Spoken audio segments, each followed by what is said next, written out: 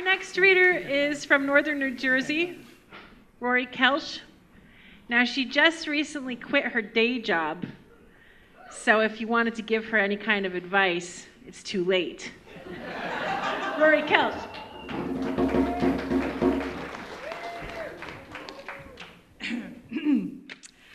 I never went to preschool. Instead, I hung out in the back of my parents' liquor store. It wasn't such a bad trade-off. There were boxes for days and all the permanent markers a kid could wish for. I used to lay on the floor and smooth my fingers over the raffia-colored Rufino bottles. I rode my big wheel through the aisles and waved to all my friends. Queen Victoria, Captain Cutty Sark, Johnny Walker Red and his evil twin brother, Johnny Walker Black. I'd talk to Mr. Lucky, the leprechaun, a Hoffman whiskey decanter that doubled as a music box. I'd wind him up and wish for stuff with each turn, a new bike, an easy bake oven. How could I resist? The best was when salesmen would come in.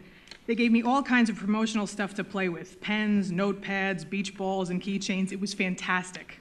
Once they gave me a cardboard cutout of Franco Bola, who was the pitch man for Bola wines in the 70s and 80s. It was life-size from the waist up with a little tray on the bottom that held coupons for his top sellers. I don't know if he actually made the wine, but it didn't matter because my grandmother and I loved his commercials. In a Bola commercial, Franco would always be at a party with friends, impeccably dressed, eating good food and drinking his wines.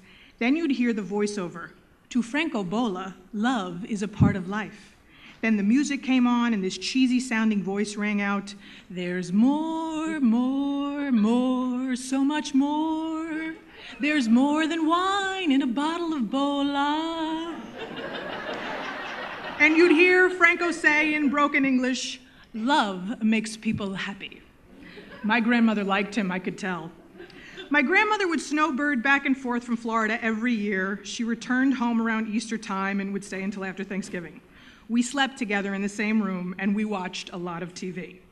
It kept her mind off of her astounding grief. In my first 10 years of life, I watched her lose a husband, a mother, and in one ridiculously cruel summer, 2 adult children, my uncle and my aunt. Suddenly, without warnings or goodbyes, it was far from fantastic. So I gave my grandmother Franco Bola to bring back and forth to Florida. She'd put it in the seat next to her on the plane. See, those were the days when you could do so much more on planes. You could smoke, dress up, and carry on a cardboard companion to tell your troubles to. It was like she was living in an in-flight Bola commercial. I don't think the flight attendants even noticed. And I don't know how long this went on. Years, maybe. Once I flew down to be with her when she sold her condo in St. Pete, we spent an entire month finding the right place and began moving her stuff. She made sure I took pictures to show everyone back home. And when I came home and I had the film developed, there was a photo of the dining room, and in one of the chairs you could make out a ghostly image of a man in a white suit. We all thought the same thing, that it was the spirit of my grandfather welcoming her in her new place.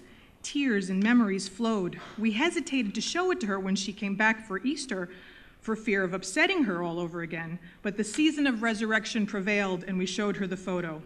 She looked at it closely for what seemed an eternity. We surrounded her, ready to comfort and console, choking back sobs. We said things like, "It's okay, he's with you, he's watching over you. Love never dies." After a short pause, she said, "That's not Daddy, that's Franco Bola."